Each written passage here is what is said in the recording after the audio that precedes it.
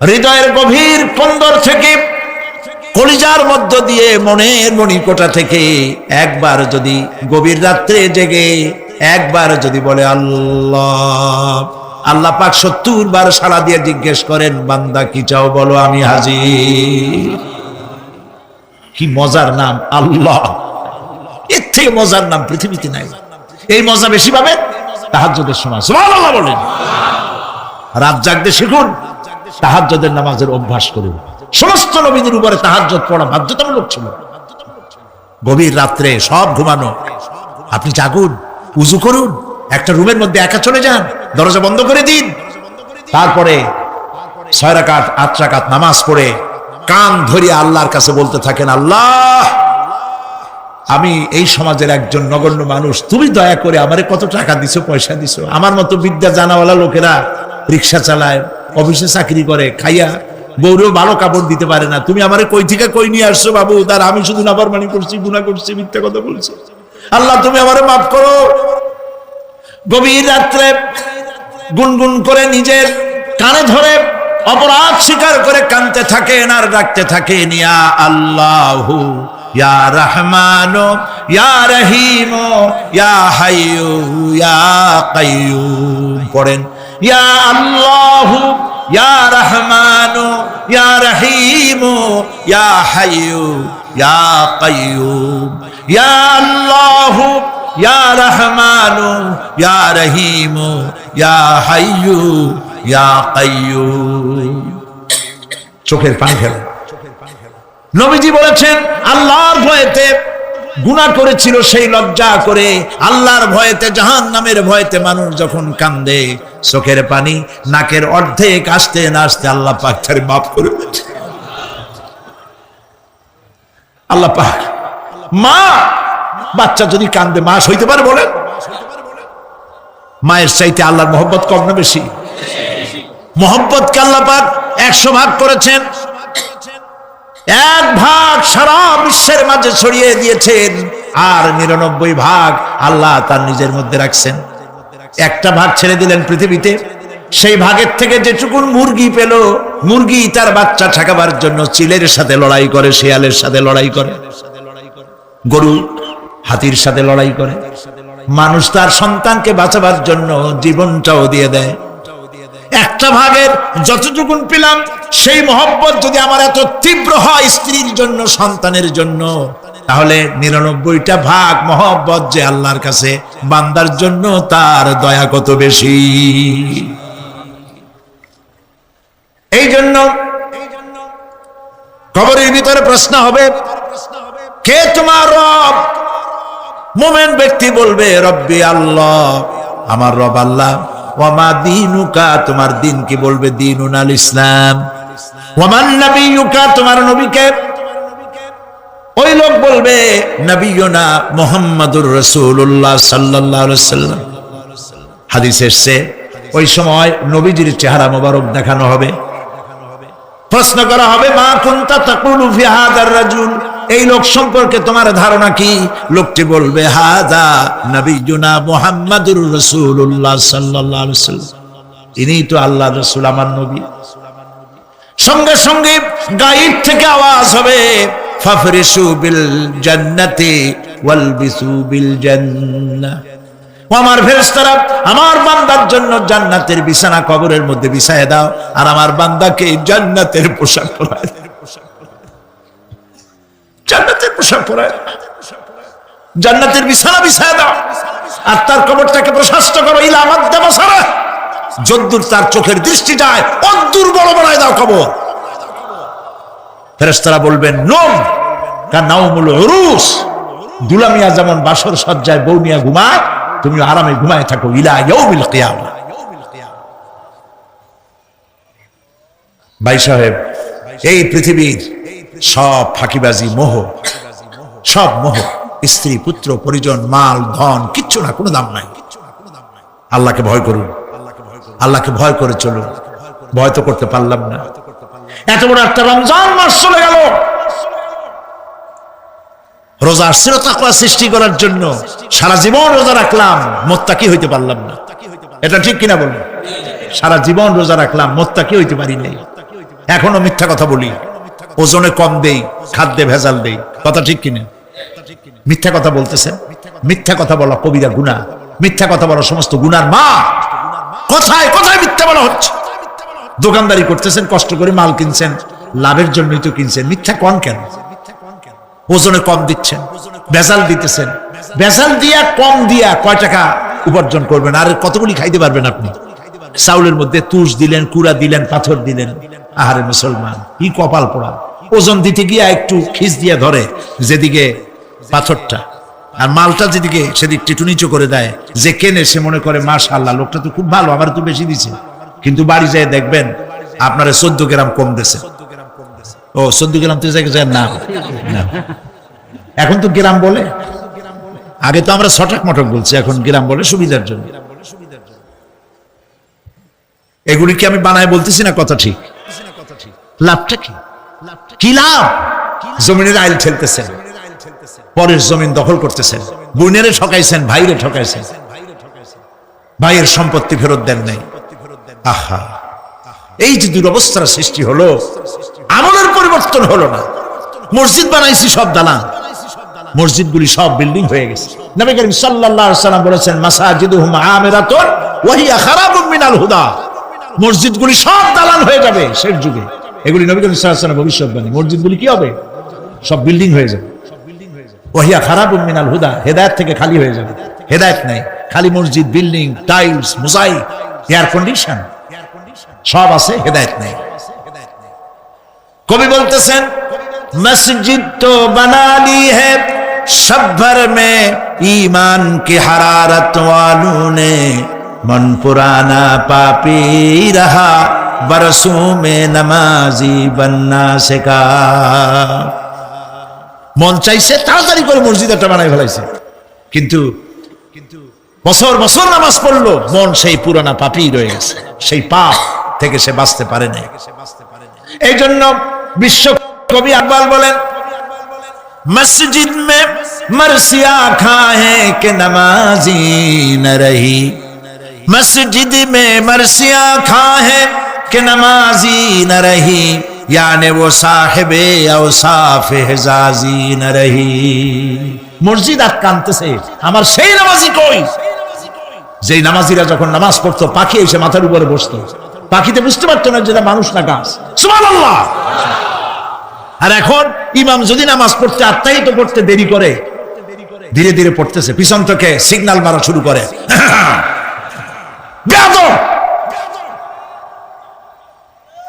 ইমাম যদি নামাজের মধ্যে, ইমামকে কখনো গলায় কাশি দিয়ে আপনি ডিকটেট করতে পারবেন না, বেয়াদবি, নামাজ নষ্ট হয়ে যাবে। অনেকে করে কিনা বলে, ওর নিজেরটা শেষ হয়ে গেছে, এই জন্য ইমাম করে না কেন, সেই জন্য কাশি দেয়। এটা ফাজলামি করার জায়গা না। প্রিয় ভাই সব, সুতরাং আমল যদি ভালো না হয়, মসজিদ সুন্দর বানায় লাভ হবে না।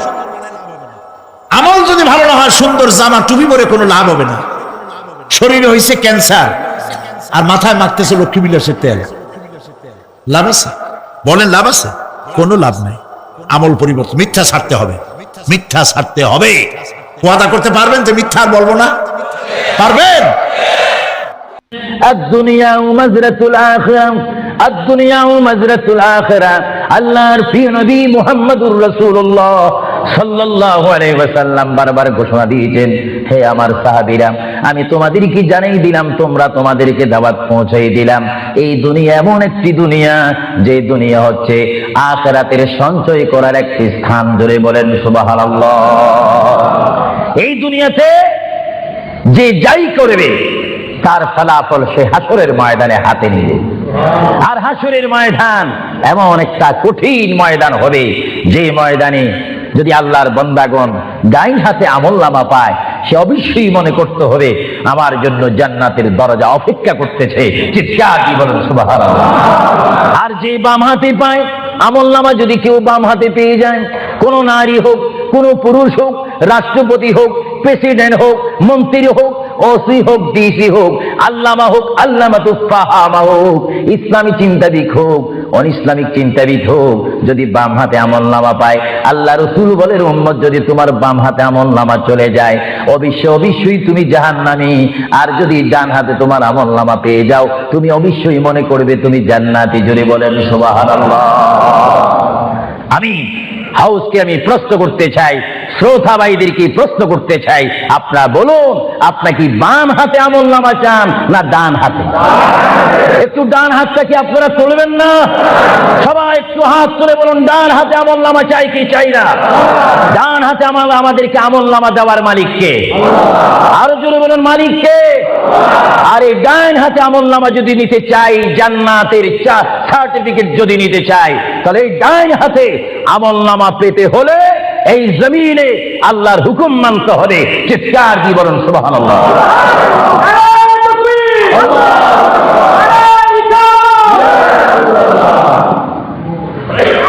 যারা আল্লাহর হুকুমকে মেনেছেন তারা হয়েছেন সাহাবায়ে কেরাম। জোরে বলেন কি? আপনাদের সকলের অন্তরে, সকলের দিলে, সকলের মনে সাহাবায়ে কেরামের ভালোবাসা আছে কিনা? এইদিকে একটু আওয়াজটা কম কেন হলো? আশ্চর্য হয়ে গেল। জবাব দেন, সাহাবায়ে কেরামের ভালোবাসা আছে কিনা? তাদের সাথে কোনো সম্পত্তি নিয়ে কোনো ঝগড়া আছে কিনা? তাহলে একটু জবাব দিবেন।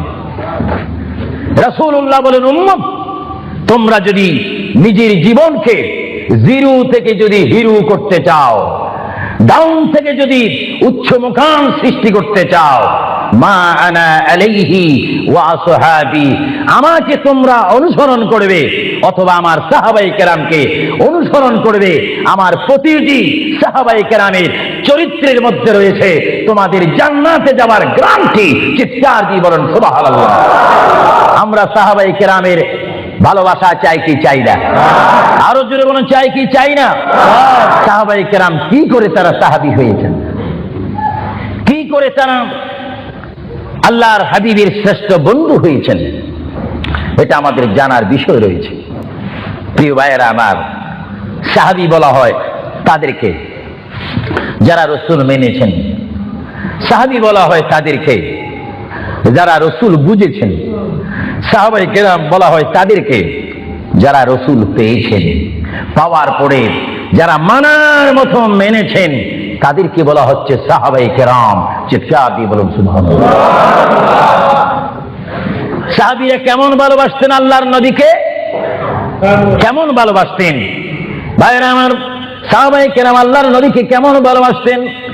আল্লাহর প্রিয় নবী, দু জাহানের বাদশা নবী মুহাম্মদুর রাসূলুল্লাহ সাল্লাল্লাহু আলাইহি ওয়াসাল্লাম, তিনি মক্কা থেকে মদিনায় হিজরতে যাবেন। মাতৃভূমি থেকে মক্কা শরীফ থেকে তিনি মদিনাতুল মুনাওয়ারা শরীফে যাবেন।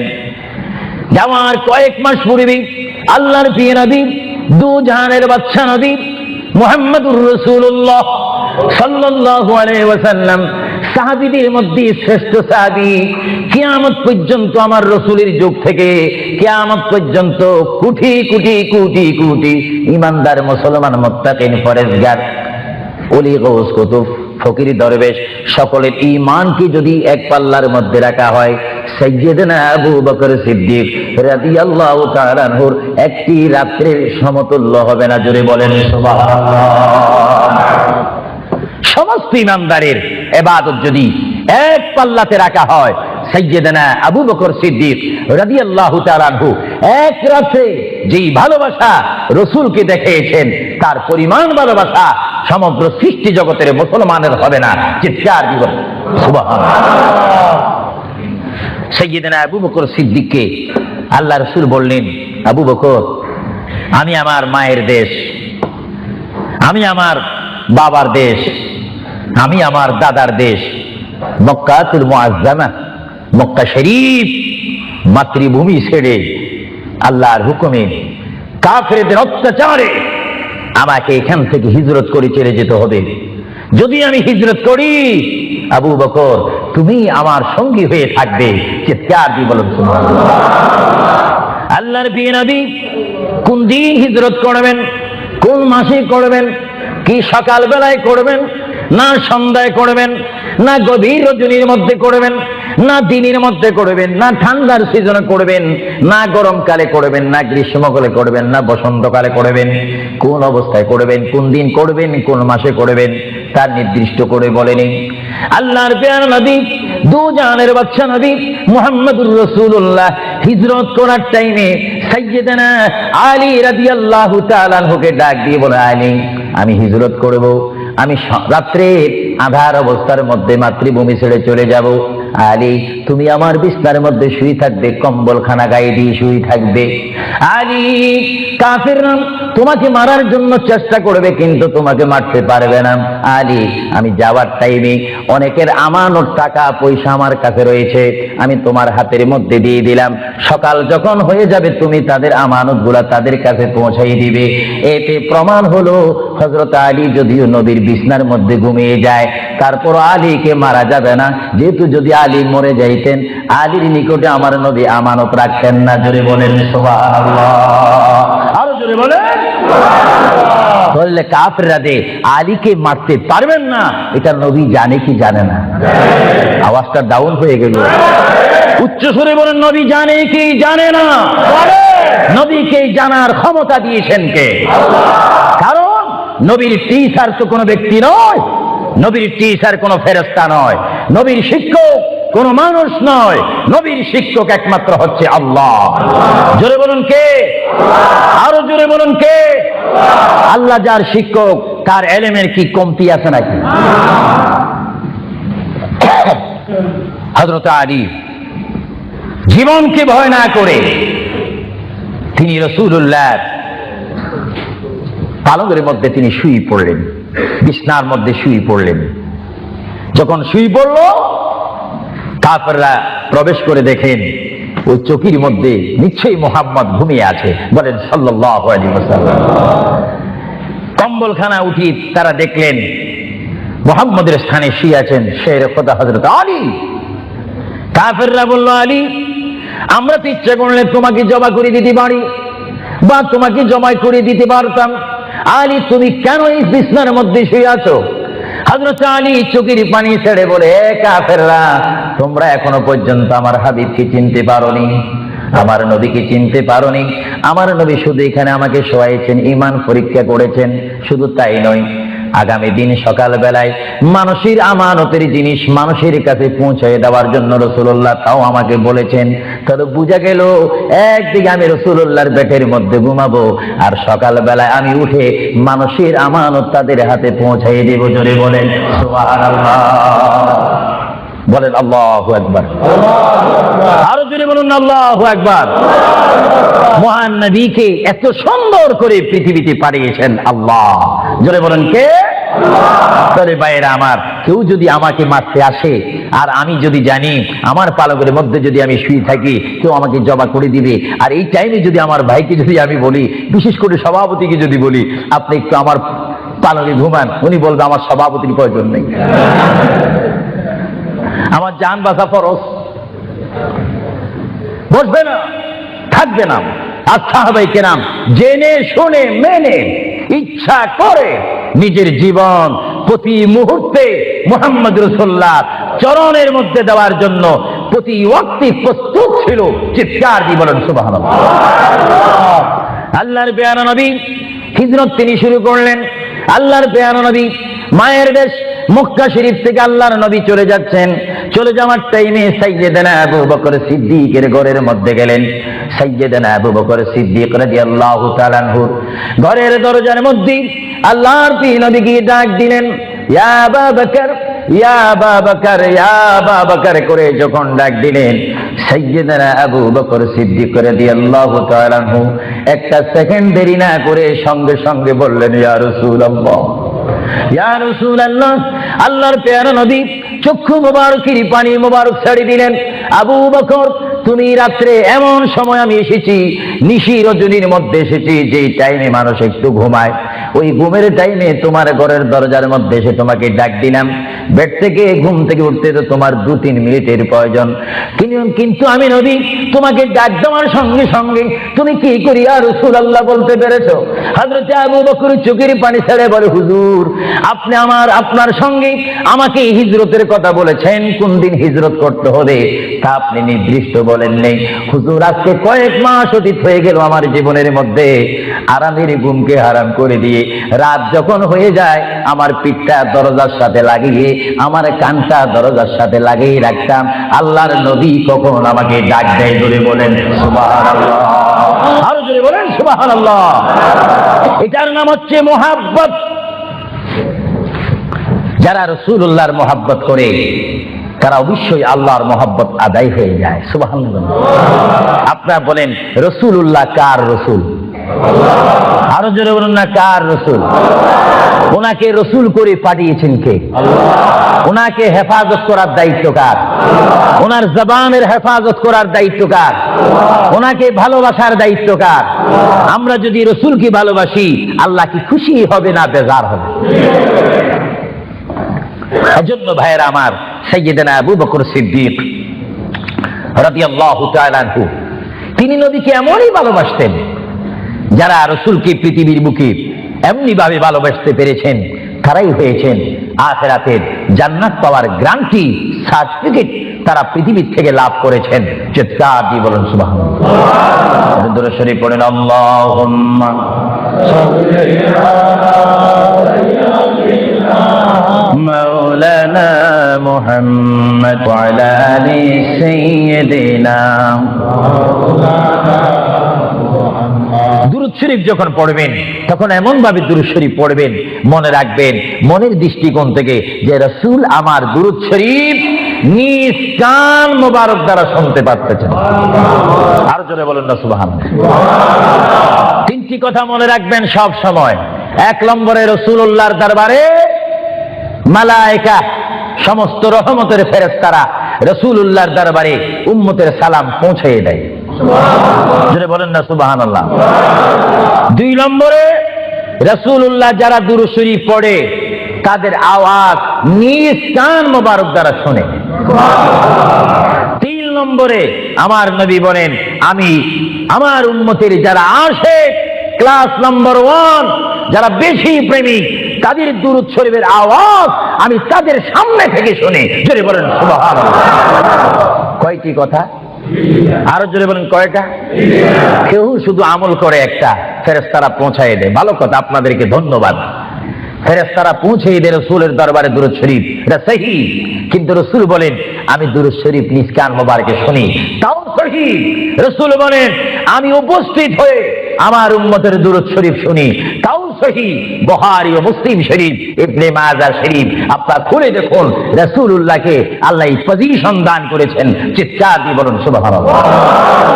রাসূল যদি মদিনা থেকে আমাদের দুরূদ শরীফ আবার শোনেন এবং আবার যদি এখানে এসে তিনি শোনেন, এই ক্ষমতা যদি রাসূলুল্লাহকে আল্লাহ দিয়ে থাকেন, আপনাদের কোনো আপত্তি আছে? আওয়াজ বুঝতে দেয় কিছু কিছু আপত্তি আছে। একটু আমার মুসলমান ভাইরা বলেন আপত্তি আছে? আরো জোরে বলেন কোন অভিযোগ আছে? রাসূলুল্লাহকে ক্ষমতা দিয়েছেন কে? আরো জোরে বলেন কে? না আমরা কমিটি সিদ্ধান্ত করে ক্ষমতা প্রদান করলাম? যদি কাউকে ক্ষমতা প্রদান করতে হয় সেখানে অভিযোগ সৃষ্টি হয়, গন্ডগোল সৃষ্টি হয়। রাসূলুল্লাহকে ক্ষমতা দেওয়ার মালিক আমরা নয়, রাসূলুল্লাহকে ক্ষমতা দিয়ে পরিপূর্ণ ক্ষমতাবান করে আল্লাহ রাব্বুল আলামিন এই গোটা জমিনকে উজালা করার জন্য আল্লাহর পক্ষ থেকে তাকে পাঠানো হয়েছে।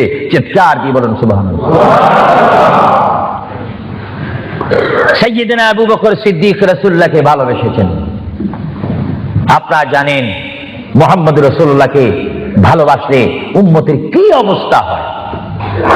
আপনারা যারা মক্কা শরীফ গিয়েছেন, হজ করেছেন, সেখান থেকে আপনারা গিয়েছেন বিশ্বের শ্রেষ্ঠতম দামিময় শহর, বিশ্বের শ্রেষ্ঠতম উজ্জ্বল শহর, যেই শহরে পা রাখা মাত্র 50,000 সওয়াব আল্লাহ রাব্বুল আলামিন উম্মতের আমলনামায় প্রদান করে দেন। সেই শহরটির নাম হচ্ছে, সবার উচ্চ কণ্ঠে আমার মা বোনেরা ছোট্ট ছোট্ট আওয়াজ দিয়ে, আমার শ্রোতা ভাইয়েরা উচ্চ কণ্ঠে বলুন, সোনার মদিনা। আরো জোরে বলুন, কি মদিনা? সেই সোনার মদিনার পথে আপনারা যেতে চান কি চান না? সেই মদিনা শরীফ গেলে গুনাহ হয় না গুনাহ মাফ হয়? গুনাহ মাফ হওয়ার সেই অবস্থা সৃষ্টি করে দিয়েছেন কে? যেই শহরে আজকে এই যুক্তরাজ্যের জমিনে, ইংল্যান্ডের জমিনে, ওয়ালহাম এই জমিনে যদি কোনো মুসলমান যদি নামাজ পড়েন, এক ওয়াক্ত নামাজ পড়লে 10টা সওয়াব পাবেন, নেক পাবেন। কিন্তু মদিনাতুল মুনাওয়ারা শরীফে রাসূলুল্লাহর নাম সংযুক্ত মসজিদে গিয়ে একটা সিজদা দেন, 50,000 সিজদার সওয়াব হয়ে যাবে।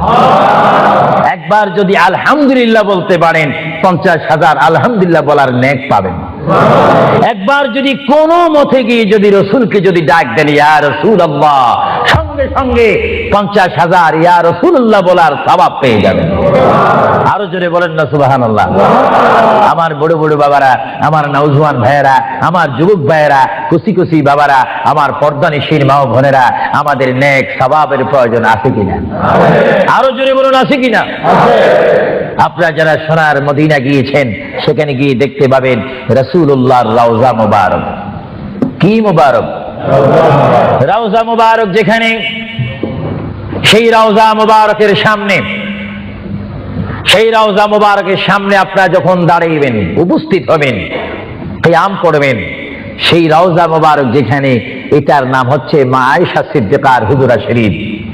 এটা ছিল হযরতে মা আয়েশা সিদ্দিকার হুজুরা শরীফ। এই হুজুরার মাধ্যমে আল্লাহ রাসূল থাকতেন, অবস্থান করতেন। ভাইরা আমার, পৃথিবীতে এমন কোন নজির নেই যে যেখানে বসবাস করে তাকে সেখানে মাটি দিতে হবে, তাকে সেখানে রাখতে হবে, কবর দিতে হবে। এটা ইতিহাস বলে না, কোরআন হাদিস বলে না। কিন্তু মুহাম্মদ রাসূলুল্লাহ যে ঘরে তিনি পৃথিবীর জিন্দেগি কাটিয়েছেন, ওই ঘরের মধ্যে তার কবর শরীফ হয়েছে। চিৎকার দিয়ে বলুন সুবহানাল্লাহ। পৃথিবীর মানুষকে বলতে হবে কবর, আর রাসূলুল্লাহকে বলতে হবে কবর মুবারক। জোরে বলেন কবর। আওয়াজ দিয়ে বলেন না কবর। পৃথিবীর কবরের অবস্থা আর নবীর কবরের অবস্থা এক নাকি? কিছু পার্থক্য আছে নাকি? কিছু নাকি? কিছু অনেক। কিছু বলতে গেলে আমরা আছি 10, রাসূল হচ্ছেন 20। আল্লাহর প্যারা নবী, দু জাহানের বাদশা নবী মুহাম্মদুর রাসূলুল্লাহ সাল্লাল্লাহু আলাইহি ওয়াসাল্লাম, তিনি কেমন নবী যার কবরের মধ্যে আল্লাহ রাব্বুল আলামিন দিনে 70,000 ফেরেশতা, দিনে 70,000 ফেরেশতা। হাদিস শরীফের মধ্যে আসে, মুয়াজ্জিন যখন মসজিদে নববীতে আযান দেয়, আসসালাতু খায়রুম মিনান নাওম, সবাই বলেন আসসালাতু খায়রুম মিনান নাওম। মুয়াজ্জিন যখন আযান দিয়ে দেয়, ওই টাইমে রহমতের 70,000 ফেরেশতা দুরূদ শরীফ পড়তে পড়তে আমার প্রিয় নবীর রওজা মুবারকের মধ্যে উপস্থিত হয়ে যায়। আর সমস্ত ফেরেশতারা চতুর্দিকে ঘুরে ঘুরে দুরূদ শরীফ পড়া শুরু করে। আবার যখন মাগরিবের আযান হয়, তখন ফেরেশতারা চলে যায়। আবার 70,000 ফেরেশতা নতুন করে রাত্রের মধ্যে নাজিল হয়। তাফসীরের মধ্যে আসে, দিনে 70,000, রাত্রে 70,000। আজকে দিনে যারা আগমন করলো ফেরেশতা, কিয়ামতের আগে তারা আর আসার সুযোগ পাবে না।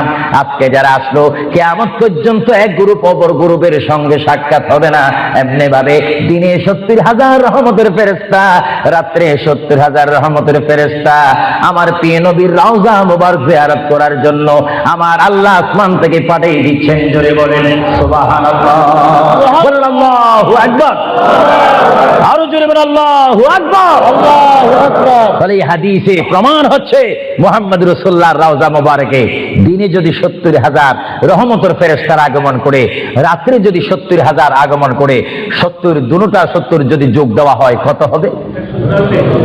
আর জোরে বলেন 1,40,000 ফেরেশতা দৈনিক দৈনিক বাধ্যতামূলক আমার রাসূলের রওজা মুবারক জিয়ারত করে দুরূদ শরীফ পড়ে পড়ে রাসূলুল্লাহর স্লোগান দিচ্ছে। চিৎকার দিয়ে বলেন সুবহানাল্লাহ। আরো জোরে বলেন না সুবহানাল্লাহ। আপনারা সেই সোনার মদিনার রসুলের কদম মোবারকে যেতে চান কি চান না? আরো জোরে বলুন, চান কি চান না? রসুলের কদমে গেলে গুনাহ হয় না, গুনাহ মাফ হয়।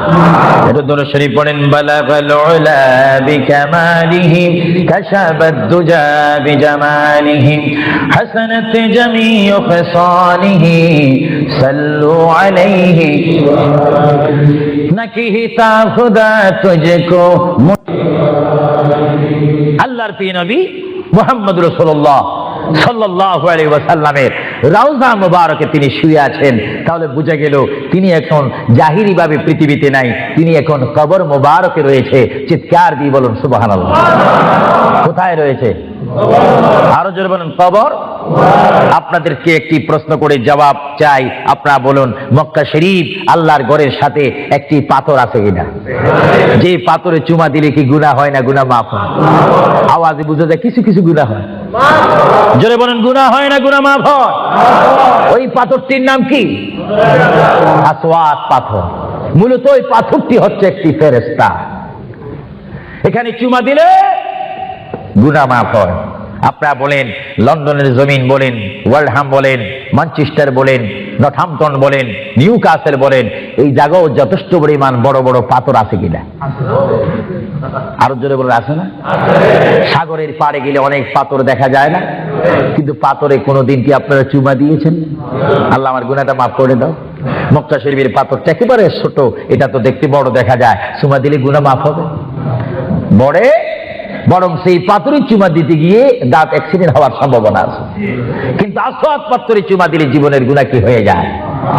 হ্যাঁ, আসওয়াদ পাথর, তোমার মধ্যে কি গুণ, তোমার মধ্যে কি ফায়দা রয়েছে, তোমার মধ্যে কি আকর্ষণ রয়েছে, তোমার মধ্যে কি পাওয়ার রয়েছে, তোমার মধ্যে কি নূর রয়েছে, স্পিরিট রয়েছে, এই পাথর তোমার থেকে আমরা জানতে চাই।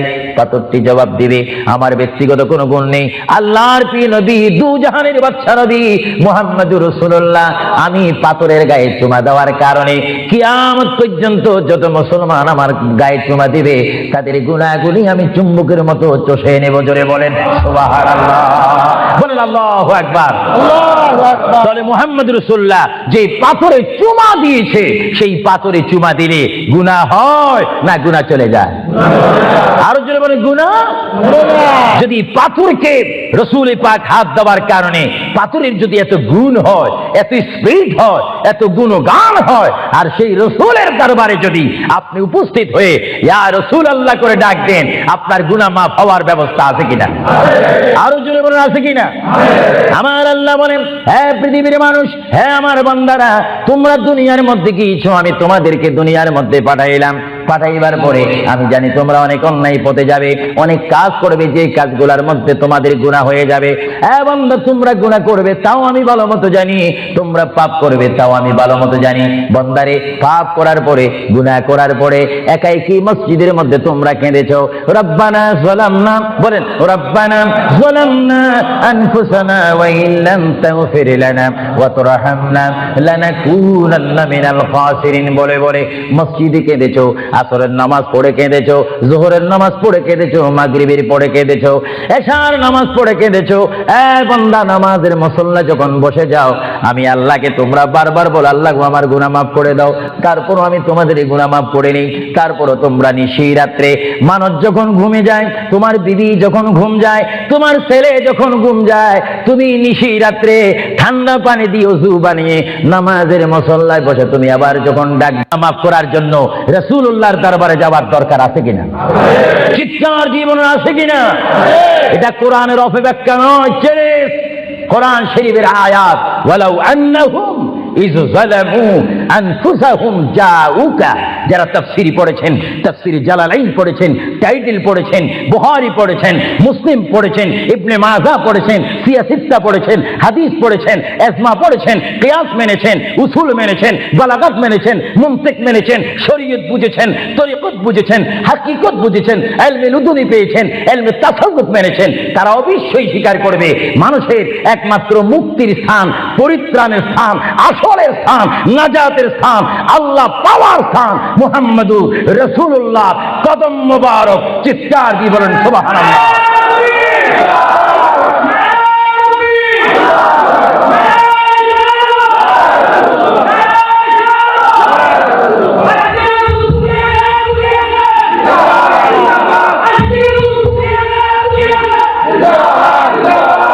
আপনারা সেই রসুল চান কি চান না? অবশ্যই চাইবেন, না চাইলেও চাইবেন। কেন চান নেই অবশ্যই আফসোস করবেন।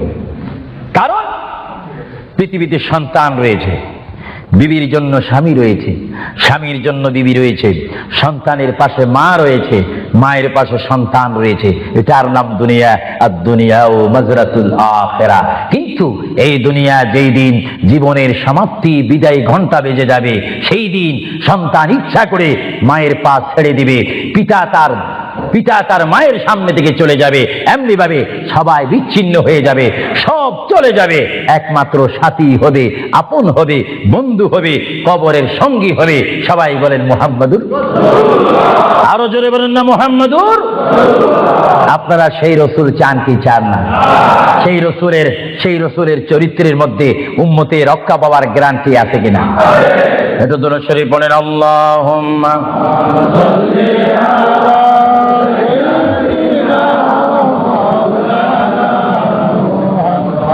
وعلى آل سيدنا। ভাইরা আমার, মহান রব্বুল আলামিনের কোরআনুল কারীম থেকে আমি একখানা আয়াত আপনাদের সামনে আবার পড়ে শোনাচ্ছি। আমরা যারা এখানে উপস্থিত রয়েছি, আমাদের সকলের জীবনের সাথে সঙ্গে সঙ্গে রয়েছে মওত। জোরে বলুন কি? মরণ। মরণ মানে নড়াচড়া নাই, কথা নাই, শক্তি দেখাইবার ক্ষমতা নাই, চিৎকার দেওয়ার কোনো আওয়াজ নাই। এটার নাম কি? মওত।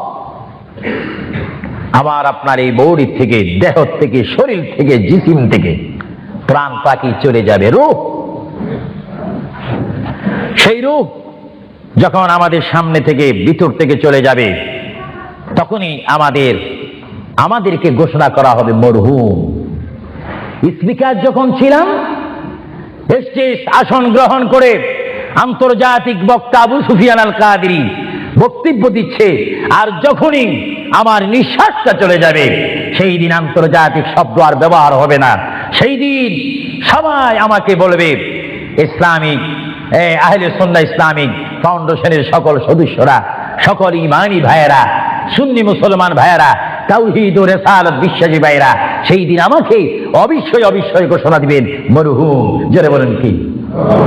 কিছুক্ষণ আগে আমি ছিলাম সাহেব, কিছুক্ষণ আগে ছিলাম আমি মাওলানা, কিছুক্ষণ আগে ছিলাম আল্লামা, কিছুক্ষণ আগে ছিলাম বিশ্বনন্দিত, কিছুক্ষণ আগে ছিলাম বিশ্ব মুফাসসির, আর এখন হয়ে গেলাম কি? মরহুম। অর্থাৎ এখন কি নাই? জীবন নাই, রূহ নাই, প্রাণ নাই। জোরে বলেন কি নাই? আমাদের সকলের বর্তমান এই মুহূর্তে আমার মা বোন বলেন, আমার ছোট ভাইয়েরা বলেন, বাবারা বলেন, আমার জ্ঞানী গুণী ভাইয়েরা বলেন, আমাদের মধ্যে প্রাণ আছে কিনা? এই প্রাণটা কি আপনার হুকুমের মধ্যে নাকি?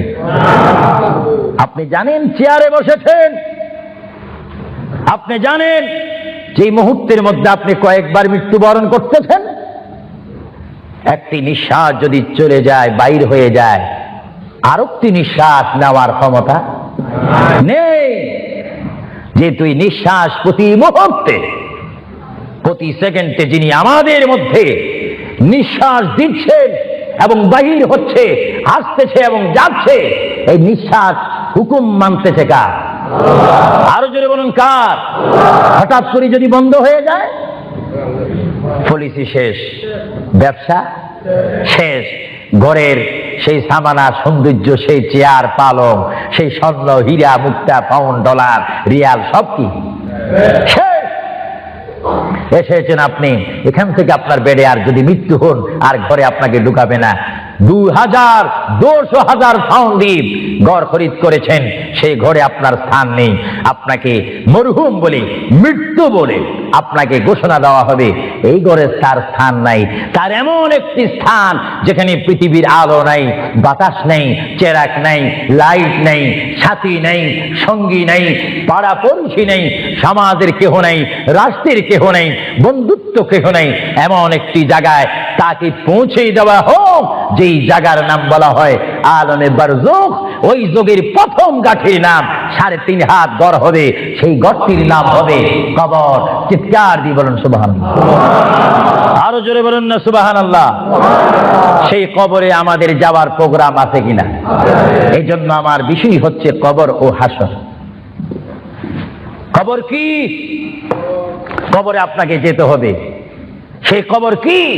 যার ডানে হবে মাটি, বামে মাটি, পিছে মাটি, সামনে মাটি, উপরে মাটি, চতুর্দিক 6 দিক আপনার মাটি থাকবে। সেই জায়গার নাম হবে কবর। আল্লাহ রাব্বুল আলামিন এই জন্য কোরআন শরীফের মধ্যে বলেন, পৃথিবীর মানুষ, যেমনি ভাবে আমি তোমাদেরকে পাঠাইলাম আমার ইবাদত করার জন্য, তেমনি ভাবে আমি তোমাদেরকে কোরআনুল কারীমে আবার হুকুম দিলাম। আমার ভাইরা বলুন বিসমিল্লাহির রাহমানির রাহিম ওয়ালা তামুতুন্না ইল্লা ওয়া আনতুম মুসলিমুন। জোরে বলেন সুবহানাল্লাহ। আমার আল্লাহ বলেন, আমার বান্দার মধ্যে নারী হোক আর পুরুষ হোক, পুরুষ হোক আর মহিলা হোক, উভয় জায়গা থেকে আমি বললাম তোমরা ততক্ষণ পর্যন্ত মৃত্যু বরণ করো না, ততক্ষণ পর্যন্ত তোমরা মরো না, যতক্ষণ পর্যন্ত তোমরা নিজকে নিজে মুসলমান প্রতিষ্ঠিত করতে না পারবে, যতক্ষণ পর্যন্ত তোমরা মুসলমান না হবে, ততক্ষণ পর্যন্ত তোমরা মরো না। মুসলমান কাকে বলে? যারা 5 ওয়াক্ত নামাজ পড়ে। মুসলমান কাকে বলে? যারা 30টি রমজানের রোজা রাখে। মুসলমান কাকে বলে? যারা 30টি তারাবির নামাজ আদায় করে। মুসলমান কাকে বলে? যারা সবে কদর মানে, সবে বরাত মানে, সবে মেরাজ মানে। মুসলমান কাকে বলে? যারা মক্কায় গিয়ে হজ করে। মুসলমান কাকে বলে? যারা মদিনাতুল মুনাওয়ারা গিয়ে রাসূলুল্লাহর জিয়ারত করে। মুসলমান কাকে বলে? যারা কোরআন শরীফ তেলাওয়াত করে। মুসলমান কাকে বলে? যারা বড়কে শ্রদ্ধা করে, যারা ছোটকে আদর করে। মুসলমান কাকে বলে? যারা মায়ের খেদমত পালন করে, বাবাকে শ্রদ্ধা করে, মা বাবার হক পালন করে। মুসলমান কাকে বলে? যারা আল্লাহ এবং তার প্রিয় নবীকে মানার মতো মানতে পেরেছে, তাদেরকে মুসলমান বলা হয়। জোরে বলেন সুবহানাল্লাহ। আরো জোরে বলেন। আমরা শুধু নামে মুসলমান থাকতে চাই না কাজে মুসলমান হতে চাই? আমরা কি নাম চাই না কাজ চাই? আরো জোরে বলেন কি চাই? আমরা কি দরজার বাহিরে ভাত ভাত করতে চাই না ভাত খেতে চাই? কেউ যদি বিবিকে ডাক দে, ভাত, আপনি কোথায়? দরজার বাহিরে। কিয়ামত পর্যন্ত ভাত যাবে না। ভাতের অবস্থা আসতে হবে। নামে মুসলমান নয়, কাজে মুসলমান হওয়া উচিত। আল্লাহ বলেন, বান্দা শুধু তোমরা মুসলমান না হই তোমরা মরো না, মিথ্যা কথা বলো না, পরের হক নষ্ট করো না, আমার রসুলের শানে তোমরা বেয়াদবি করো না। আমার রসুলকে যারা ভালোবাসে তারা হচ্ছে ইমানদার। জোরে বলেন সুবহানাল্লাহ। ভাইরা আমার, আমরা যখন বিমারে পড়ি, আমরা মধু খাই। জোরে বলেন কি খাই? আপনারা কি মধু চিনেন? এই দেশে কি বলে? মাশাআল্লাহ, সবাই সবকিছু জানেন। মধু তিতা না মিঠা? আওয়াজ বুঝে যায় কিছু কিছু তিতা। তো গাল ভরা যদি জ্বর থাকে তাহলে তিতা অনুভব হয়। যদি কেউ মধুকে বলে তিতা, তাহলে মনে করতে হবে তার বডির মধ্যে ডিস্টার্ব আছে, সে নিজে তিতা। কেউ যদি বলে ইসলাম ভালো না, মনে করতে হবে সে নিজেই ভালো না। ইসলাম পরিপূর্ণ ঠিক। বলে ইয়া রাসূলুল্লাহ, ইয়া হাবিবাল্লাহ, আমরা 100 প্রকার ফুল হোক, 10 প্রকারের ফুল হোক, সমস্ত ফুল থেকে ঘ্রাণ লাভ করে যখন একসাথে আমরা রাখি, রাখার পরে আপনি রাসূলের উপরে দরুদ শরীফ পড়ি, পড়া মাত্র এটা মধু হয়ে যায়। জোরে বলেন সুবহানাল্লাহ। আল্লাহু আকবার। আরো জোরে বলুন আল্লাহু আকবার। মধু পোকায়, রাসূল চিনে। জোরে বলেন মধু পোকায়, রাসূল চিনে। এজন্য তাদের সেই মুখের পানি কি হয়ে যায়? আরো জোরে বলুন না কি হয়ে যায়? মধু পোক শ্রেষ্ঠ না আমরা শ্রেষ্ঠ? আরো জোরে বলুন কি শ্রেষ্ঠ? ততক্ষণ পর্যন্ত আমরা শ্রেষ্ঠত্ব লাভ করব না যতক্ষণ পর্যন্ত আমরা শ্রেষ্ঠ নবীকে চিনব না, ততক্ষণ পর্যন্ত শ্রেষ্ঠওয়ালা বলতে পারবো না যতক্ষণ পর্যন্ত আমরা শ্রেষ্ঠ নবীর গোলামি করব না। চিৎকার দিয়ে বলুন সুবহানাল্লাহ। এজন্য আমার প্রিয় ভাইয়েরা আবার বলুন, আমরা রাসূল চাই কি চাই না? আমার প্রিয় নবী মুহাম্মদ রাসূলুল্লাহ সাল্লাল্লাহু আলাইহি ওয়াসাল্লাম, বর্তমান তিনি রয়েছেন রাউজা মুবারক, জোরে বলেন রাউজায়ে, যে রাউজা মুবারকের মাটি হচ্ছে আরশ আজিম চাইতে অনেক গুণে দামি। আর জোরে বলেন না সুবহানাল্লাহ। কারণ রাসূলুল্লাহ সাল্লাল্লাহু আলাইহি ওয়াসাল্লামের দাম আরশ আজিম চাইতে কম না বেশি? কেন বেশি? আরশ আজিমকে যদি প্রশ্ন করা হয়, কুরসিকে যদি প্রশ্ন করা হয়, লৌহে কলমকে যদি প্রশ্ন করা হয়, তোমাদেরকে যদি প্রশ্ন করে জানতে চাই তোমরা কি বলতে চাও? তোমাদেরকে আল্লাহ রাব্বুল আলামিন কি দ্বারা সৃষ্টি করেছে? লৌহে কলম আরশ আজিম সবকিছু জবাব দিবে, বেহেশত দোজখ থেকে জবাব আসবে। আমাদেরকে আল্লাহ নবীজির পাসিনা গাম থেকে তৈরি করেছে, জোরে বলেন সুবহানাল্লাহ। আমার প্রিয় নবী মুহাম্মদ রাসূলুল্লাহ যেখানে শুয়ে আছেন সেটা হচ্ছে আরশের চাইতে আরো বেশি দামি রাউজায়ে মুবারক। এই রাউজা শরীফে রাসূলুল্লাহ যাওয়ার আগে আল্লাহ রাব্বুল আলামিন আমার প্রিয় নবীর কাছে মালাকুল মউত আজরাইল আলাইহিস সালামকে পাঠাইলেন। চিৎকার দিয়ে বলুন সুবহানাল্লাহ। আপনাদের কাছে আজরাইল আসবে, আবু সুফিয়ান আল কাদরির কাছে আসবে, ইংল্যান্ডের জমিনে, যুক্তরাজ্যের জমিনে, ফ্রান্সের জমিনে, ইতালির জমিনে, বেলজিয়ামের জমিনে, আমেরিকার জমিনে যারা বর্তমান রয়েছেন, বিশেষ করে আমরা যারা এই মুহূর্তে লন্ডনের জমিনে, যুক্তরাজ্যে রয়েছে, বাংলাদেশে যারা রয়েছে, সকলের কাছে আজরাইল ইসলাম যাওয়ার প্রোগ্রাম আছে কিনা? আরো জোরে বলেন আছে কিনা? যাওয়ার পরে কি কিছু আলোচনা করবে, কিছু মত বিনিময় করবে? জনাব সাহেব কেমন আছেন? আমি তো আপনাকে নেওয়ার জন্য এসেছি, আপনি যাওয়ার জন্য প্রস্তুত আছেন কিনা? কিছুক্ষণের মধ্যেই আমি আপনার রুহ নিয়ে যাব, এই ধরনের কোনো কথা আমাদের সাথে কি আলাপ করার কোনো চুক্তিনামা আছে? আওয়াজে বুঝে যায় কিছু কিছু আছে। আরো জোরে বলেন কোন চুক্তিনামা আছে? কিন্তু আসবেন তিনি, আসা মাত্র প্রাণটা নিয়ে যাবে। আল্লাহর প্যার নবী, তিনি কেমন নবী? আল্লাহর নবী, তিনি মৃত্যুবরণ করেছেন, কিছুক্ষণের জন্য তিনি মৃত্যুবরণ করেছেন। আল্লাহর নবীর ওফাত হয়েছে, তিনি কিছুক্ষণের জন্য আল্লাহর নবীর ওফাত শরীফ হয়েছে। ভাইরা আমার শুনুন, আল্লাহর প্যার নবীর দরবারে আল্লাহ রাব্বুল আলামিন আজরাইলকে পাঠাইলেন। হে আজরাইল, আমার বন্ধু নবীজির কাছে তুমি চলে যাও। আমার বন্ধুর কাছে যাবে তুমি মানুষের সুরতে। সুবহানাল্লাহ বলেন। আরো জোরে বলেন কিসের সুরতে? আপনারা বলেন আজরাইল কি মানুষ না ফেরেশতা? আরো জোরে বলেন কি? এখন মানুষের সুরত ধরার কারণে কি সব সময় মানুষ বলবেন নাকি? মানুষ বলা যাবে না। আল্লাহ বলে আজরাইল মালাকুল মউত, আমার বন্ধুর কাছে তুমি চলে যাও।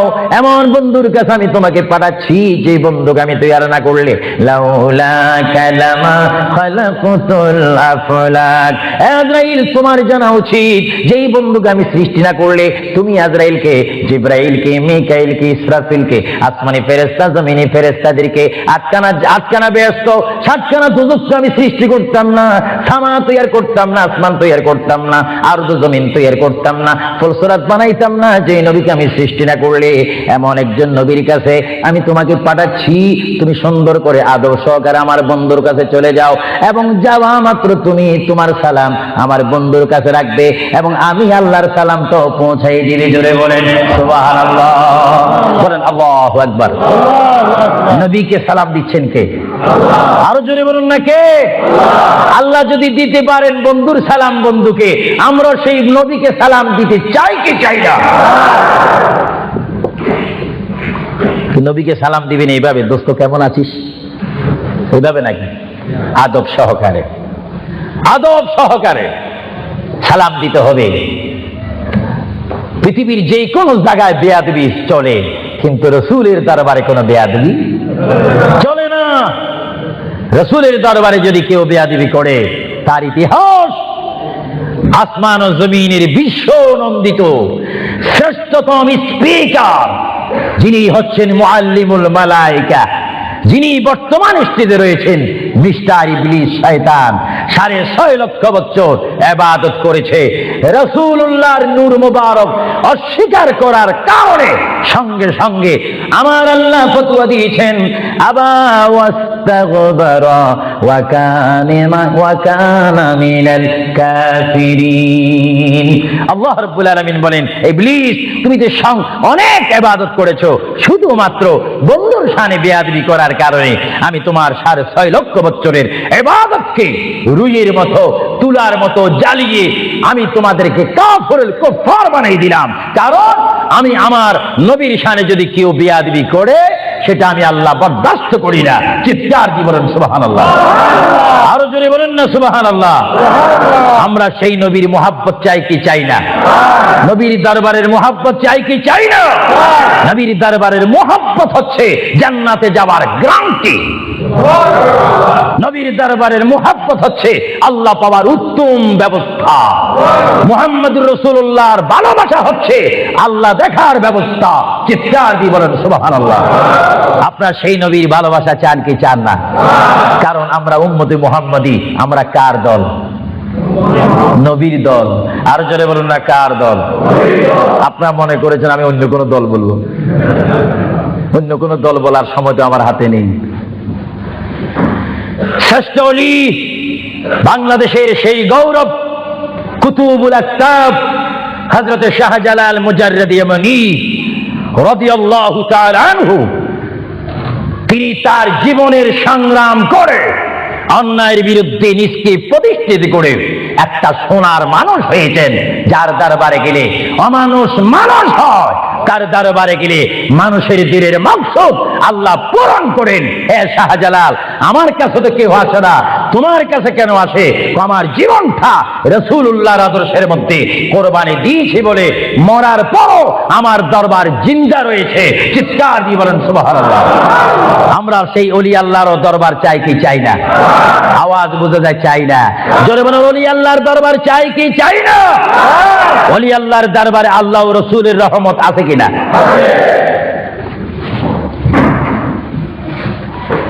কি বলতেছিলাম ভাইয়েরা আমার?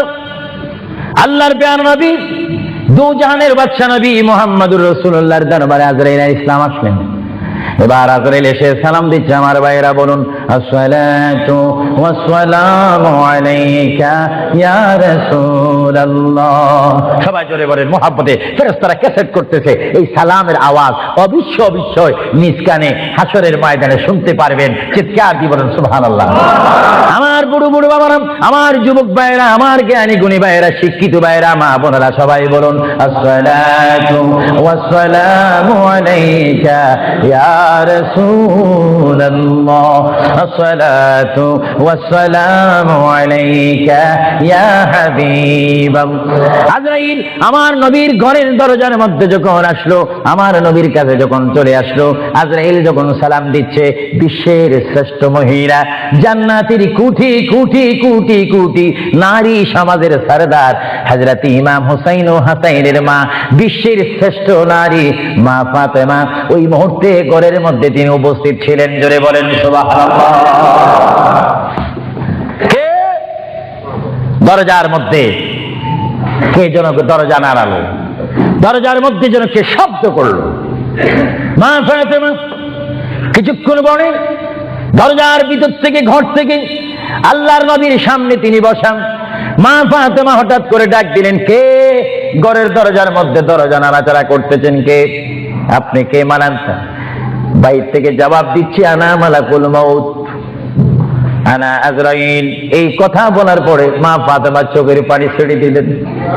মা ফাতেমা চিৎকার দিয়ে বললেন, ইয়া রাসূলুল্লাহ, ইয়া হাবিবাল্লাহ, আমার জীবনে আমি এমন কোন মানুষ দেখিনি, দরজা খোলার পর আমি দেখলাম তার পাওটা হচ্ছে জমিনে আর তার মাথা দেখা যাচ্ছে আসমানে। ইয়া রাসূলুল্লাহ, এমন একটি ভয়ঙ্কর মানুষ আমার জীবনে আমি দেখিনি। আল্লাহর নবী চক্ষু মোবারকের পানি মোবারক ছেড়ে বলে, মা, ও মা, তুমি দেরি করো না, দরজা খুলে দাও। আল্লাহর মেহমান আমার দরবারে এসেছে, মেহমানকে বসতে জায়গা দাও। ইনি হচ্ছে মালাকুল মউত, যে বাবার থেকে সন্তানকে নিয়ে যায়, সন্তান থেকে বাবাকে নিয়ে যায়, মা থেকে ছেলে নিয়ে যায়, ছেলের থেকে মা নিয়ে যায়, এর নাম হচ্ছে মালাকুল মউত আজরাইল। হে আমার মা ফাতেমা, তোমার কোনো কথা বললে আমাকে বলে দাও, কিছুক্ষণ পরে আমি দুনিয়া ছেড়ে আমার আল্লাহর মহান দিদারে চলে যাব। জোরে বলেন সুবহানাল্লাহ, বলেন আল্লাহু আকবার, আরো জোরে বলেন আল্লাহু আকবার। আমরা মহান আল্লাহ চাই কি চাই না? আরো জোরে বলেন চাই কি চাই না? যদি মহান আল্লাহ যেতে হয়, পেতে হয়, মানতে হয়, একটি মাত্র আদর্শ আমাদেরকে জমিনে মানতে হবে, রাখতে হবে, যে আদর্শের প্রতীক ওয়ালার নাম সবাই বলেন মুহাম্মাদুর। আরো জোরে বলেন না মুহাম্মাদুর। মা ফাতেমা কাঁদতে শুরু করলেন, আমার নবীও কাঁদতে শুরু করলেন। মা ফাতেমা বলে, ইয়া রাসূলুল্লাহ, ইয়া হাবিবাল্লাহ, বুঝিছি মনে হয় আপনি চলে যাবেন, না হয় আমি চলে যাব। আল্লাহর প্যারে নবী কাঁদতে কাঁদতে বলে, ফাতেমা আমি চলে যাব, আমার নবুয়তের দায়িত্ব, আমার উপরে যা দায়িত্ব ছিল আমি সব দায়িত্ব কমপ্লিট করেছি।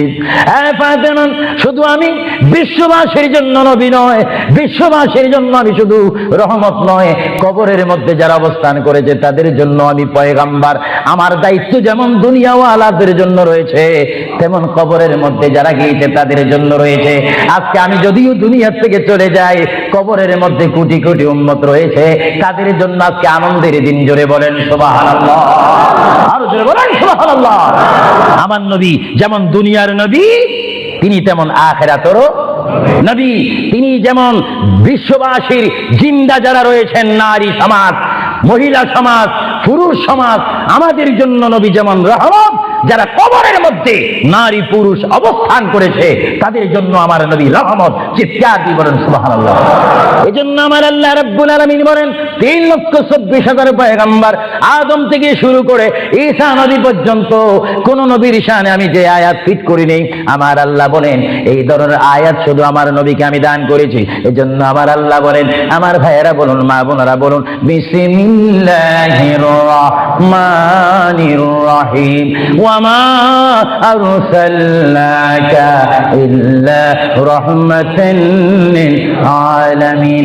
আমার আল্লাহ বলে, হাবিব, হে আমার বন্ধু, হে মুহাম্মদুর রাসূলুল্লাহ, আপনাকে আমি আসমানের জন্য, জমিনের জন্য, আরশের জন্য, কুরসির জন্য, মানুষের জন্য, জিন জাতির জন্য, ফেরেশতার জন্য, আমার সৃষ্টির মধ্যে যত সৃষ্টি রয়েছে সকল সৃষ্টির মালিক হচ্ছে আমি আল্লাহ রাব্বুল আলামিন। আর সকল সৃষ্টির জন্য রহমত হচ্ছেন আপনি রহমাতুল লিল আলামিন। হাবিব, আমি আল্লাহ, যেখানে আল্লাহর ক্ষমতা থাকবে সেখানে আপনার রহমতের ক্ষমতা অবশ্যই থাকবে। জোরে বলেন সুবহানাল্লাহ, বলেন আল্লাহু আকবার। যেখানে আমার আল্লাহ বলেন সেখানে মুহাম্মাদুর, আরো জোরে বলেন যেখানে আল্লাহ সেখানে মুহাম্মাদুর রাসূলুল্লাহ। শুধু এই আহলে সুন্নাহ ইসলামিক ফাউন্ডেশনের আমরা যারা মুসলমান রয়েছি, আমাদের সকলের নবীর নাম কি? আরো জোরে বলেন না মুহাম্মাদুর। আমরা একই প্ল্যাটফর্মের মধ্যে থেকে স্লোগান দিয়ে রিসালাতে আমরা রাসূল চাই কি চাই না? আরো জোরে বলেন চাই কি চাই না? ইসলাম মানে সন্ত্রাসী নয়, ইসলাম মানে কাটাকাটি নয়, ইসলাম মানে মারামারি নয়, ইসলাম মানে গীবত নয়, ইসলাম মানে গোসা নয়। ইসলাম হচ্ছে শান্তির ধর্ম, মানবতার ধর্ম, মানুষ কল্যাণের ধর্ম, মানুষকে সুশিক্ষা দেওয়ার ধর্ম। ইসলাম হচ্ছে অমানুষকে মানুষ করে, অন্যায়কারীকে ন্যায়ের মধ্যে এনে মানুষকে হিদিনাস সিরাতাল মুস্তাকিমের সম্মান দিয়ে একটি অমানুষকে মানুষ রূপে প্রতিষ্ঠিত করে একজন ইমানদার গঠন করার নাম ইসলাম। চিৎকার দিয়ে বলেন সুবহানাল্লাহ। আমরা এই শান্তির ধর্ম ইসলাম চাই কি চাই না? হাত তুলে বলুন চাই কি চাই না? আমরা ইসলাম চাই কি চাই না? যারা ইসলামের প্রতি আস্থা রয়েছে হাত তুলুন, আমরা ইসলাম চাই কি চাই না?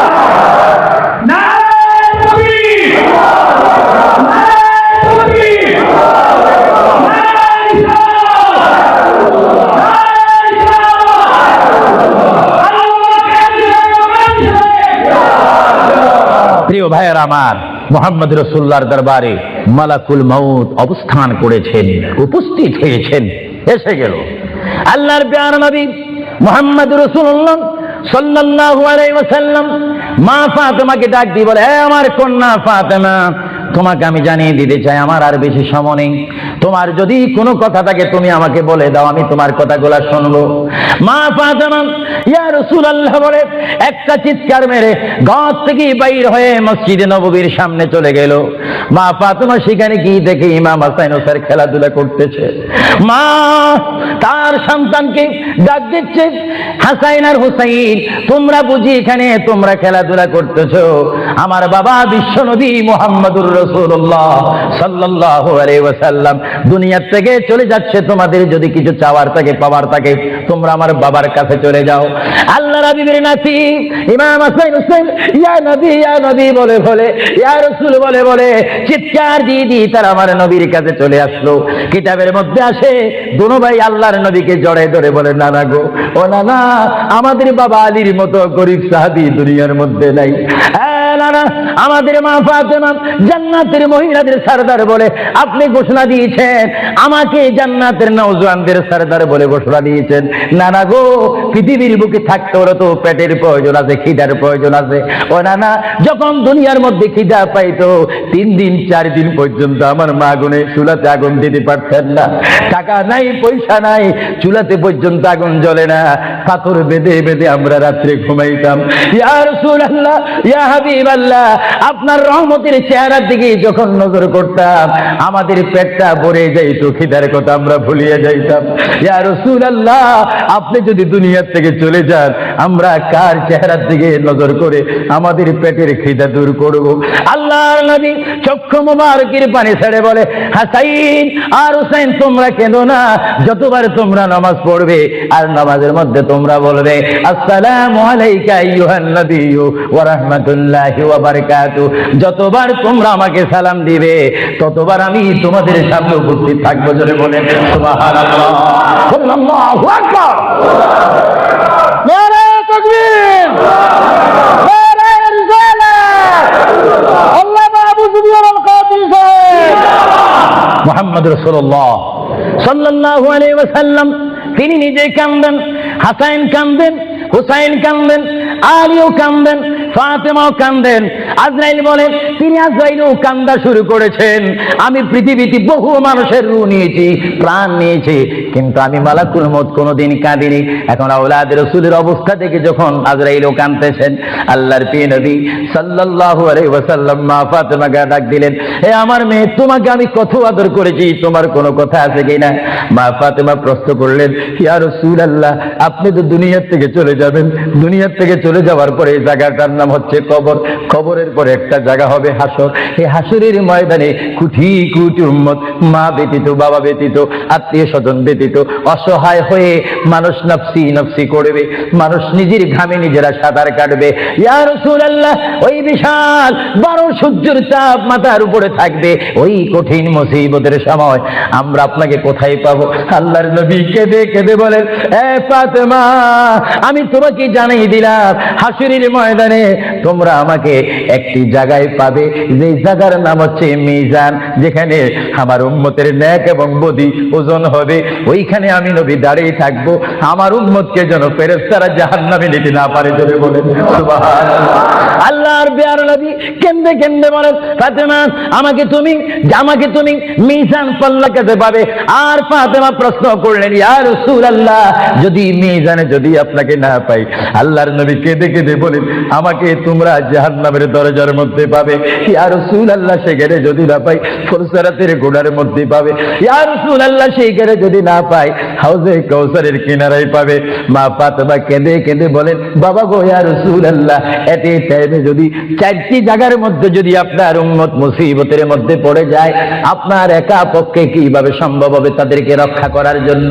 আল্লাহর হাবিব চোখের পানি ছেড়ে বলে, ফাতেমা, তুমি আমাকে এতক্ষণও চিনতে পারো নাই গো ফাতেমা, তুমি জগতের বাবার মতো আমাকে বাবা মনে করো না।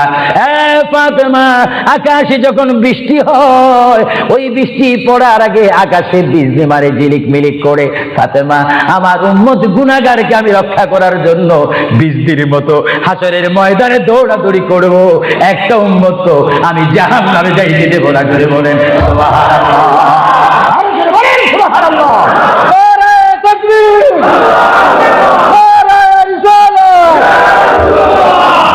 ভাইরা আমার প্রিয় নবী মুহাম্মদ রাসূলুল্লাহ সাল্লাল্লাহু আলাইহি ওয়াসাল্লাম আমাদেরকে সুপারিশ করার ক্ষমতা আছে কিনা?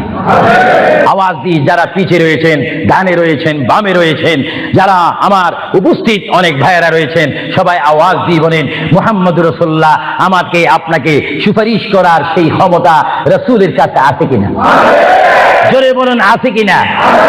ডাইন হাত করে বলেন আখিরাতের ভিডিও হচ্ছে, রাসূলের সুপারিশ করার ক্ষমতা আছে কিনা? রাসূলকে অধিকার দিয়েছেন কে? নারে তাকবীর!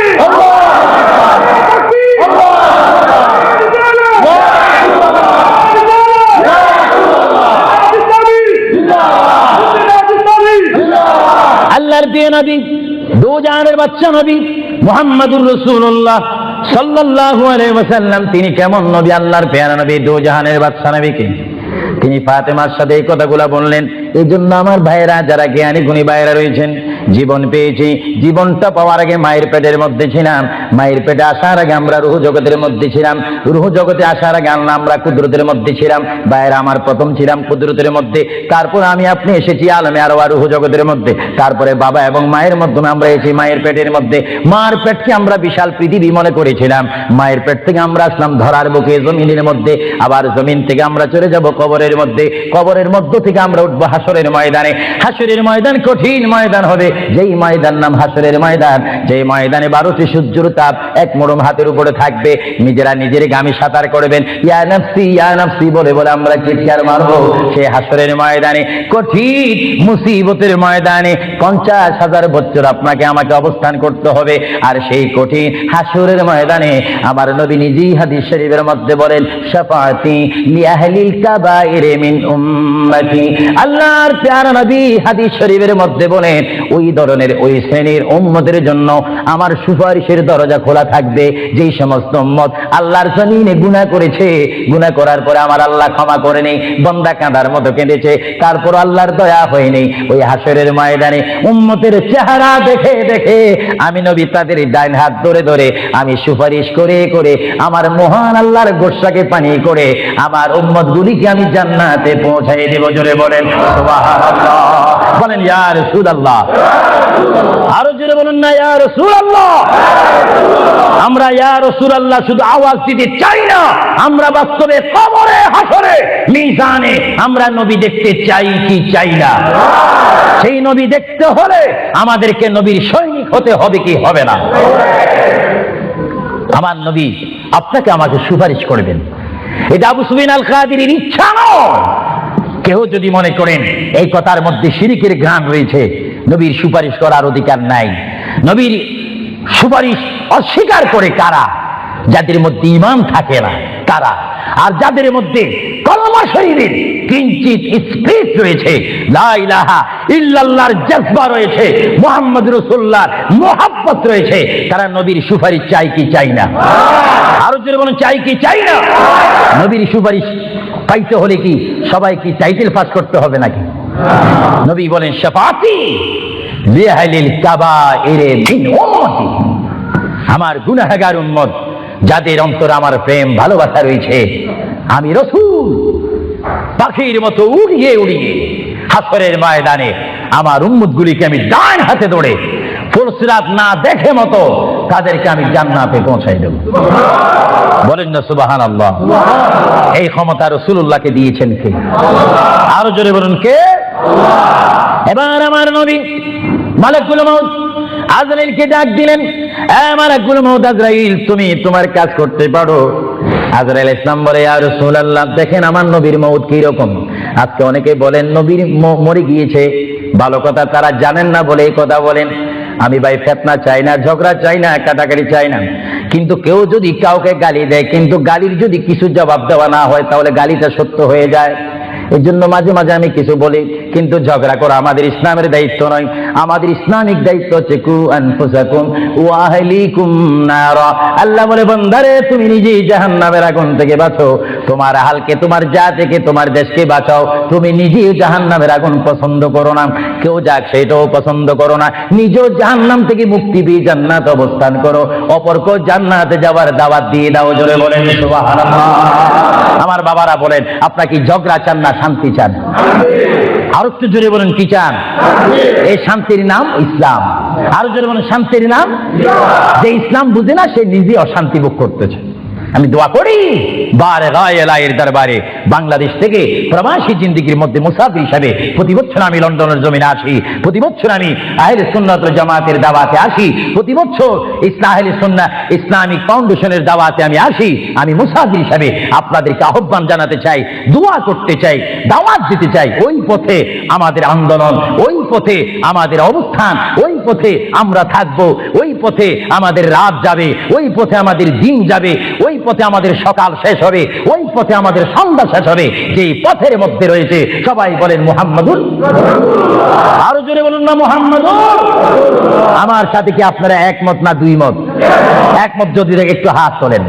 আমরা রাসূলুল্লাহর পথ ও মত চাই কি চাই না? আরো জোরে চাই কি চাই না? আল্লাহ তুমি আমাদেরকে হেদায়েত নসিব করো, চিৎকার দিয়ে বলুন আমিন। আরো জোরে বলুন আমিন।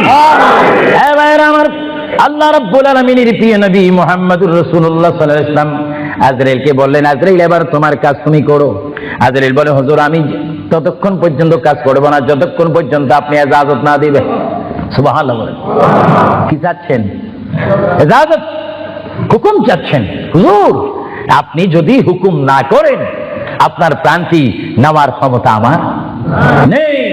মহান আল্লাহ রাব্বুল আলামিন আমাকে আপনার দরবারের আদব শিক্ষা দিয়েছে, আপনাকে যদি কবরে যেতে হয় আর সেখান থেকে যদি হাসর উঠতে হয় অবশ্যই আমি যেন আপনার থেকে হুকুম নিই, এজাজত নিই। যদি হুকুম এজাজত না নিয়ে যদি প্রাণটা নিয়ে যাই তাহলে আমার ক্ষমতা আল্লাহ চিনিয়ে নেবেন। চিৎকার দিয়ে বলেন সুবহানাল্লাহ। আল্লাহর প্রিয় নবী চক্ষু মোবারকের পানি মোবারক ছাড়লেন। ভাইয়েরা আমার, পৃথিবীর কোন মানুষ ঈমান নিয়ে মরে যদি তার মুখে কলমা থাকে, জোরে বলেন কি থাকে? কলমাটা আপনারা সবাই বলুন, লা ইলাহা ইল্লাল্লাহ। জোরে, লা ইলাহা ইল্লাল্লাহ, লা ইলাহা ইল্লাল্লাহু মুহাম্মাদুর রাসূলুল্লাহ। ঈমানের টাইমে যেমন আল্লাহর নাম আপনার মুখে আসতে হবে, পুরুষ বলেন আর মা বোনেরা বলেন প্রত্যেকের মুখে যেমন মৃত্যুর টাইমে আল্লাহর নাম আসতে হবে, তেমনি ভাবে সঙ্গে সঙ্গে নবীর নামও আসতে হবে কি হবে না? নবীর নাম বাদ দিয়ে কলমা পড়া হবে না। আল্লাহর প্রিয় নবী, দো জানের বাচ্চা নবী, তিনি ইন্তেকাল, তার মৃত্যু হবে, তিনি দুনিয়ার থেকে চলে যাচ্ছেন। তিনি কোন কলমা পড়েছেন? আল্লাহর প্রিয় নবী দুনিয়ার থেকে চলে যাওয়ার টাইমে তিনি এই কলমা পড়েছেন, এই কথা বলেছেন। আমার ভাইয়েরা বলেন, রব্বি হাবিলি উম্মতি, রব্বি হাবিলি উম্মতি। আল্লাহ আমি এখন পৃথিবীর থেকে চলে যাব, যাওয়ার টাইমও তোমাকে ডাক দিচ্ছি, রব্বি হে আমার রব, রব্বি হে আমার আল্লাহ, হাবিলি উম্মতি, তোমার কাছে আর কিছু চাই না, আমার উম্মত গুলাকে মাফ করে আমাকে দিয়ে দাও। জোরে বলেন সুবহানাল্লাহ, বলেন আল্লাহু আকবার। কিন্তু মানুষ যখন কবরে যায় কলমা পড়তে হয় কি হয় না? ঈমান। কিন্তু আমার নবী যদি আমাদের মতো মানুষ হয়ে থাকেন, তিনি কাল কলমা পড়ে কবরে গিয়েছেন। প্রশ্ন বুঝতে কোনো কষ্ট হয়? আমরা তো কলমা পড়ি কোথায় যেতে চাই? কবর। জোরে বলুন, আমরা কি পড়তে হবে? কলমা শরীফ পড়ে অবশ্যই আমাদেরকে যেতে হবে কোথায়? কবরে। কিন্তু আমার নবী যদি আমাদের মতো মানুষ হয়ে থাকেন তাহলে মুহাম্মদুর রাসূলুল্লাহ কি কার কলমা পড়ে তিনি কবরে গিয়েছেন? আল্লাহর নবীর কলমা ছিল লা ইলাহা ইল্লাল্লাহ।